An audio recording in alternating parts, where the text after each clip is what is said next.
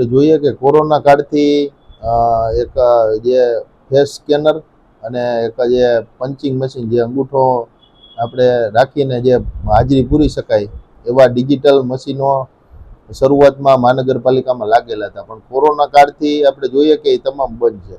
એને ફરી પાછા ચાલુ નથી કરવામાં આવ્યો, જેને લીધે કયા કર્મચારી ક્યારે આવે છે ઓફિસે, ક્યાં નથી આવતા, કેટલા કર્મચારીઓ ઓફિસમાં કામ કરે છે, એની કોઈ પણ માહિતી રહેતી નથી. અને આપણે જોઈએ કે અરજદારો ક્યાં ક્યાંથી મહાનગરપાલિકા ખાતે આવતા હોય, એને ધર્મના ધક્કા થાય છે અને એનું કામ તો થતું જ નથી. એને હિસાબે કોર્પોરેશનની પણ છબી ખરડાય છે.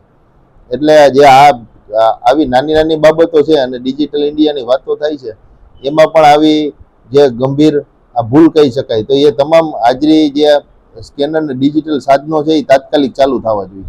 આમ તો ઘણા વખતથી આ બંધ છે, અમારા ધ્યાનમાં પણ છે, એટલે અમે એ ચાલુ કરાવવા માટે પ્રયત્નો પણ કરીએ છીએ ને આગામી દિવસોમાં કર્મચારીઓની પણ સમયસર કોર્પોરેશનની અંદર હાજરી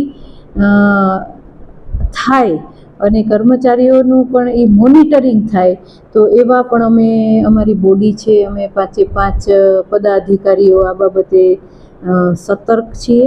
અને આગામી સમયમાં અમે ખુદ પોતે પણ એ જે તે શાખાની અંદર જઈ અને આના માટેની કર્મચારીઓની હાજરી બાબતની અમે લોકો તપાસ કરીશું. અને આ મશીન છે એ ફરી પાછું ચાલુ થાય ને ફરી પાછી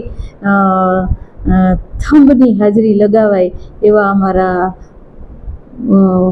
પદાધિકારીઓના ને પૂરી બોડીના પ્રયત્નો છે. એટલે સમયથી બંધ છે તો કારણ શું?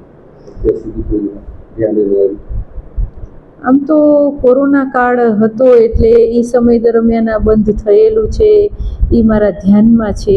અને એ પછી પ્રયત્નો તો કર્યા જ હશે, મને એવું લાગે છે, પણ હવે પછી એ ફરિયાદ ન રહે એવો પણ અમારો પ્રયત્ન હશે. મિત્રો, આવા જ વિડીયો અને શોર્ટ્સ જોવા માટે આજે જ અમારી ન્યૂઝ રૂમ યુટ્યુબ ચેનલને સબસ્ક્રાઇબ કરો.